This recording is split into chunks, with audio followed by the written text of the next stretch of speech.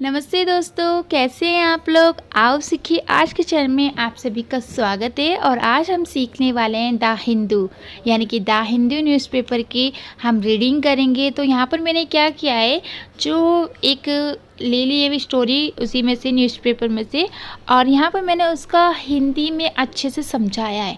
जैसे कि आप देख रहे हैं द डिसीज़न हो गया, तो डिसीज़न का मतलब क्या होता है, निर्णय लेना होता है। इसी तरीके से अवर का मतलब क्या होता है, हमारी। कैबिनेट है। हैज़ का मतलब ने भी होता है और किसी चीज़ पे अधिकार जताने के लिए भी हैज़ का प्रयोग किया जाता है। टेकन यानी कि लिया। टुडे यानी कि आज। इट्स का मतलब होता है, इट का मतलब होगा वह, और इसका मतलब होता है नथिंग यानी कि नहीं।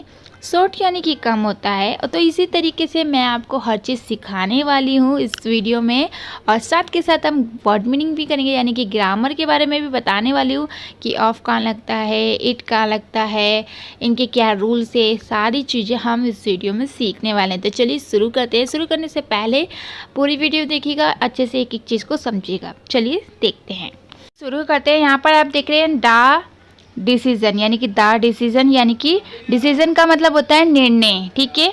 आवर का मतलब होता है हमारी, क्या होता है, हमारी। कैबिनेट ही हो गया। हैज़, देखिए हैज़ जो है, हैज़ आप ने के लिए भी लिखते हैं, और हैज़ कोई अधिकार जताने के लिए, यानी कि जिस पे आपका कोई अधिकार हो उसको बताने के लिए भी हैज़ का प्रयोग होता है, हैज़ और हैव का। टेकन यानी कि लिया या फिर लिए, ठीक है। टुडे यानी कि आज, आर हे के लिए लगाया जा रहा है, और नथिंग यानी कि नहीं। शॉर्ट का मतलब कम होता है, ऑफ लगाया जाता है का, की या फिर से के लिए, ठीक है।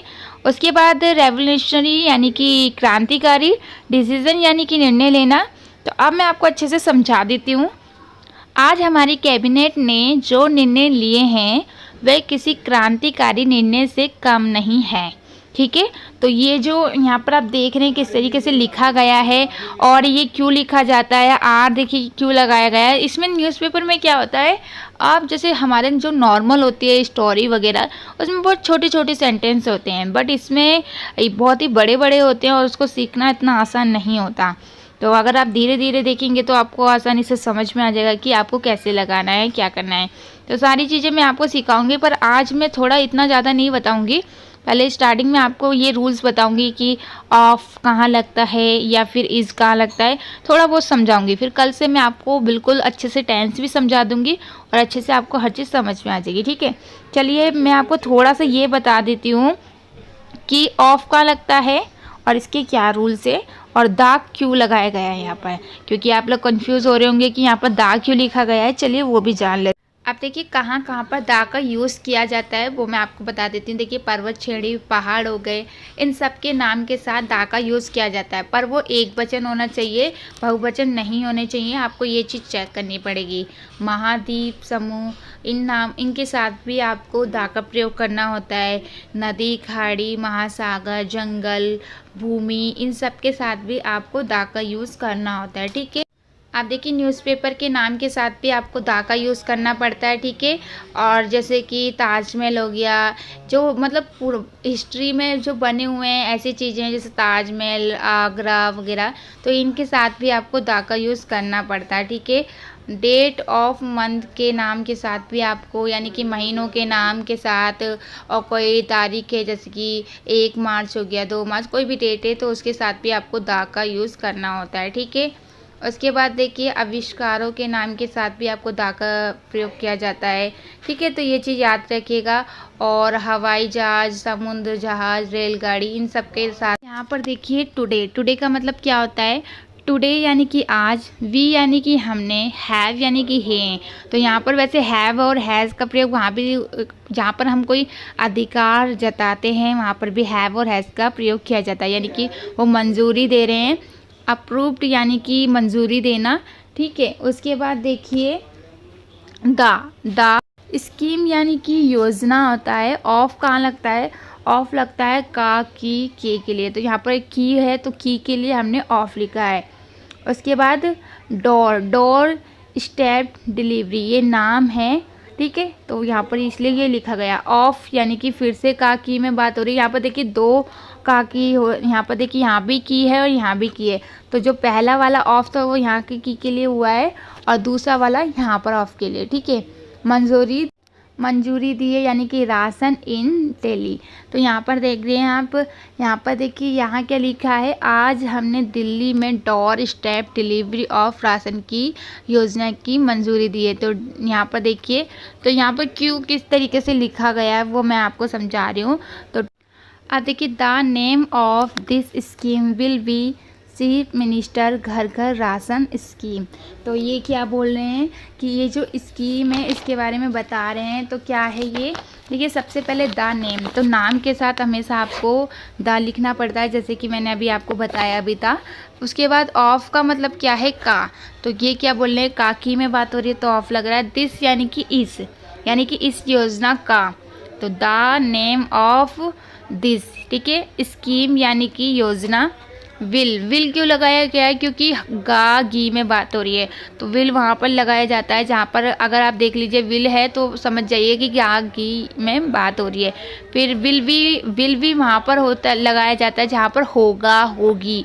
तो यहाँ पर क्या लिखा जा रहा है, होगा, ठीक है। तो यहाँ पर बिल भी, चीफ मिनिस्टर तो मुख्यमंत्री जी के बारे में बात हो रही है। और इसका नाम क्या है, जो इस योजना का नाम क्या है, मुख्यमंत्री घर घर राशन योजना होगा, यानी कि इस योजना का नाम मुख्यमंत्री घर घर राशन योजना होगा। तो इसका नाम क्या है, घर घर राशन स्कीम। तो यहाँ पर सिर्फ स्कीम चेंज कर दिया गया है, बाकी सब तो नॉर्मल यही लिखा जाएगा। तो आपको समझ में आया। अब कुछ चीज़ें ऐसी है जो मैं आपको बता देती हूँ, जैसे कि ऑफ का यूज़ कहाँ पर किया जाता है ये जान लेते हैं, ताकि आपको बिल्कुल समझ में जो भी चीज़ नहीं आ रही हो वो अच्छे से समझ में आ जाए, ठीक है। तो जैसे कि मैंने आपको बताया था कि विल वी, तो विल वी का प्रयोग कहाँ पर होता है, जहाँ पर गा गी गे या फिर होगा या फिर होगी। तो होगा होगी का मतलब वही है कि उसके लास्ट में गागी आ रहा है तो समझ जाइए कि वहाँ पर विल वी आपको लगाना है, ठीक है। दूसरा जो इम्पोर्टेंट है वो मैं आपको दिखा देती हूँ, हैव और हैज़ का प्रयोग कहाँ पर लगाया जाता है। देखिए, हैव और हैज़ का मतलब एक तो होता है रखना, दूसरा होता है अधिकार, यानी कि किसी से अपना संबंध बताना, उसमें ये बताना कि इससे मेरा कोई संबंध है, या फिर कोई चीज़ आप जैसे कि हम बोलते हैं ना, मेरे पास कार है, मेरे पास ये है, तो वो भी एक संबंध ही होता है कि वो मेरी चीज़ है, वो मेरा अधिकार है, ठीक है। तो यहाँ पर हैज़ का यूज़ इसीलिए किया जाता है, ठीक है। तो चलिए अब और पढ़ लेते हैं। अब यहाँ पर देखिए, एडिटोरियल का मतलब होता है संपादकीय। न्यूज़ प्रिंट यानी कि समाचार छाप, यानी कि जो समाचार यानी कि न्यूज़ छापता है उसको बोला जाता है। न्यूज़ आर्टिकल, यानी कि न्यूज़ आर्टिकल का मतलब होता है समाचार लेख, यानी कि जो न्यूज़ को लिखता है। आप देखिए, मैगजीन टैबलॉइड का मतलब होता है समाचार पत्रिका, यानी कि समाचार पत्रिका को मैगजीन टैबलॉइड कहा जाता है, ठीक है।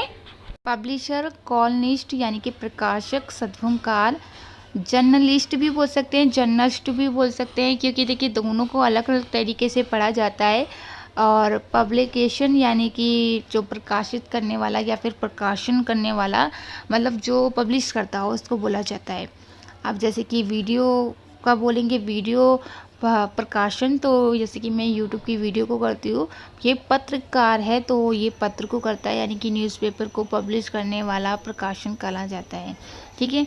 इसके बाद पब्लिश्ड यानी कि प्रकाशित करना, किसी चीज़ को दिखाना, सबके सामने प्रकाशित कर देना। जैसे कि वीडियो है तो आपकी वीडियो कोई प्राइवेट है तो उसको पब्लिश कर देना, यानी कि सबको दिखा देना, वो प्रकाशित कराया जाता है, ठीक है। उसके बाद और देख लेते हैं पब्लिशर इलेक्ट्रॉनिक, यानी कि पब्लिशर इलेक्ट्रॉनिक का मतलब होता है जो इलेक्ट्रॉनिक होता है, जो इंटरनेट से चलता है। और जैसे कि एक तो होता है हम पेपर पढ़ते हैं, घर घरों में आता है, एक होता है जो आपके फ़ोन पे देख सकते हैं आप, इस तरीके का इलेक्ट्रॉनिक होता है, ठीक है। हेडलाइन यानी कि टाइटल देना, जो जैसे कि कोई आपकी कोई वीडियो है या फिर आपकी कोई कविता लिख रहे हैं तो उसका जो मेन नाम आप दे रहे हैं उसको टाइटल बोल सकते हैं, हेडलाइन बोल सकते हैं, ठीक है। जिसे हम डेफिनेशन बोलते हैं, उसे डिफिनेशन भी बोलते हैं, क्योंकि देखिए 2 तरीके से पढ़ा जाता है, आप लोगों को पता ही होगा। इसका मतलब होता है परिभाषा। स्टेटमेंट भी पढ़ते हैं और स्टेटमेंट भी पढ़ते हैं, यानी कि बयान। तो अगर कोई स्टेटमेंट पढ़ रहा है तो उसको गलत ना समझे, क्योंकि 2 तरीके से पढ़ा जाता है। तो आप स्टेटमेंट भी पढ़ सकते हैं, स्टेटमेंट भी, यानी कि बयान। तो आगे जो कल वीडियो अपलोड होगी 9 बजे, उसमें आपको इससे ज़्यादा अच्छे तरीके से समझाया जाएगा, क्योंकि पहली वीडियो थी तो आपको ज़्यादा अच्छे से समझाते तो आपको समझ में नहीं आता। तो अभी थोड़ा सा ही समझाया है, कल इससे भी अच्छे से समझाया जाएगा।